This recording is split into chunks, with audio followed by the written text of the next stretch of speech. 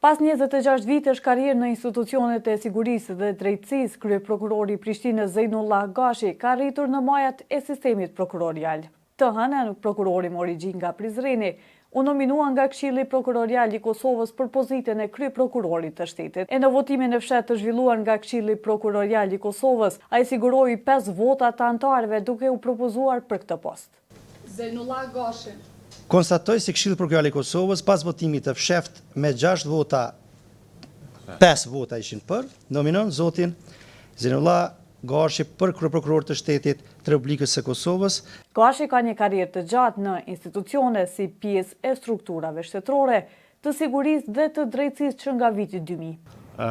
Pas një punë të suksesshme profesionale që kemi arritur të arrestojmë disa dhjetra të persona zyrtare në komunën e Prizrenit, mesin e tyre kanë qenë edhe të cilët janë ngrit kallëzim penal nga ana ime, edhe gjatë menaxhimit tim edhe 4 gjyqtarë në regionin e Prizrenit. Deri në vitin 2010, Zejnullah Gashi punoi në Policinë e Kosovës, në stacionin policor në Prizren, e në vitin 2010 u dekretua si gjyqtar në sistemin gjyqësor. E nga viti 2015 punon si prokuror.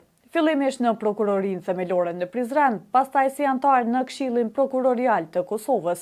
E nga viti 2023 deri më sot, Gashi vazhdon të ushtrojë pozitën e kryeprokurorit të prokurorisë themelore në Prishtinë. Disa muaj më parë, më 26 mars të këtij viti, Gashi u shfaq në shoqërinë e disa funksionarëve të lartë shtetëror në Bratislav të Slovakisë. Udhtoi atje për ndeshjen futbollistike mes Slovakisë dhe Kosovës. Një fotografi e shkrepur në shkallët e stadiumit të Bratislavës e shfaqte Gashi në shoqërinë e 3 kryetarëve të komunave, përfshirë përpara Ramën e Prishtinës, nën kryetarin e lëvizjeve të vendosë Glau Konjusa dhe ministrin Blerem Gashani. Në fotografi shihet edhe Trem Ademi, djali i kryetarit të Federatës së Futbollit të Kosovës, Agem Ademi, i pari i federatës, ishte hetuar disa herë penalisht nga prokuroria themelore në Prishtinë, të cilën e udhëheq Gashi.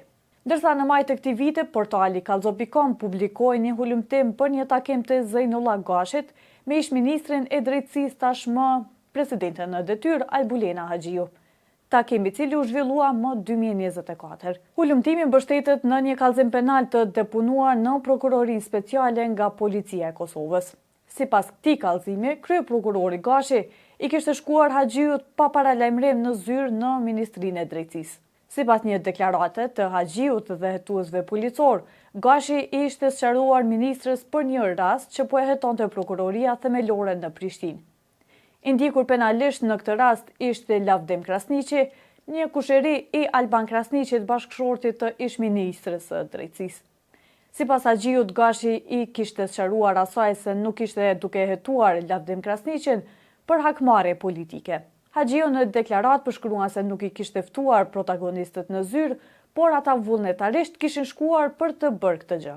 E nëse Albulena Haxhiu, që dikur e denonconte për veprimet si prokuror, sot do t'ja jap dekretimin përfundimtar. Zejnullah Gashi do të ngjitet në postin më të lartë të prokurorisë së shtetit.